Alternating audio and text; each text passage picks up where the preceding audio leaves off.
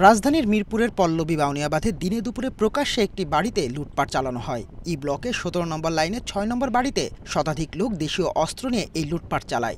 CC camera ফুটেজে দেখা যায় কিশোর, তরুণ, যুবক সহ নানান বয়সী মানুষ ওই বাড়িতে হামলা চালায়। এ সময় বিভিন্ন মালামাল নিয়ে যায় তারা। ভুক্তভোগীরা জানান তাদের বাবার সাথে লেনদেনের জের ধরেই এই হামলা। লুটে নেওয়া হয়েছে স্বর্ণালংকার, নগদ টাকা সহ প্রায় ৪০ থেকে ৫০ লাখ টাকার মালামাল। অনেক কোলা পাইনি, মহিলা ছেলে ফেলে মানে অস্ত্র নিয়ে আসছে, ছুরি, লাঠি, চাপাতি, আপনি মনে করেন যে হকি স্টিক, এখানে অনেক কিছু নিয়ে আসছে। এরপরে মনে করেন মহিলাদের কাছে বডি আছে, বডিগুলো নিয়ে আসছে। এরা একদম ভাঙ্গা চূড়া একদম তসতস করে ফেলাইছে। খাটের চালি ছিল, কাজ চালিগুলো নিয়ে গেছে, ফ্যান ছিল ঘরে, ফ্যানগুলো নিয়ে গেছে। ৪-৫টা আমার ফ্যান ছিল, আমার এতগুলো জিনিস ছিল, স্ট্যান্ড ফ্যান ছিল আমার এতগুলো ফ্যান। নিচতলা থেকে ৩ তলা পর্যন্ত যত জিনিস ছিল সব নিয়ে গেছে। যা আছে সব কিছু নিয়েছে।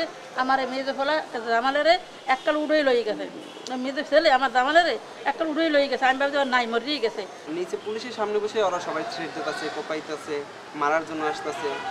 তখন কিছু বলা হয়নি, পুলিশেও কিছু বলেনি। এরকম করতেছেন, আমার বাচ্চাদেরকে ছাইড়া দেন, এরকম বলছি। তারপর বলতেছে বাচ্চাদের জবাই দিমু, ডাইরেক্ট গলার ভিতরে চাকু দিয়ে বলতেছে জবাই দিমু। আমি কি না, আমার বাচ্চাগুলো ছাইড়া দেন। ৭১-এ শুনছি যে মা বোনের ইজ্জত লণ্ঠন করে এবং এই যে হানাদাররা করে, আমি বাস্তব চোখে দেখলাম ৭১ কি জিনিস। হামলাকারী রেজাউলের সঙ্গে লেনদেনের বিষয়টি স্বীকার করে বাড়িটির মালিক জানান, আইন হাতে তুলে নেওয়ার অধিকার নেই কারো।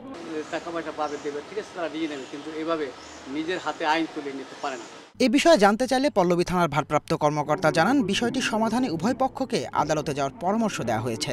আমরা তো 999-এ গেলাম, আমরা 999-এ দুই পক্ষই মুখোমুখি। ও কিনছে, ও বাড়ির দখল ছাড়ে না, সেখানে তারা মুখোমুখি অবস্থান করছে। আমরা এখানে তাদের শান্তি শৃঙ্খলা রক্ষার জন্য আমাদের যতটা করণীয় আমরা ততটা করে আসছি। এদিকে থানা ও স্থানীয়ভাবে বিষয়টি সমাধান করতে না পেরে আদালতের দ্বারস্থ হয়েছেন ভুক্তভোগীরা।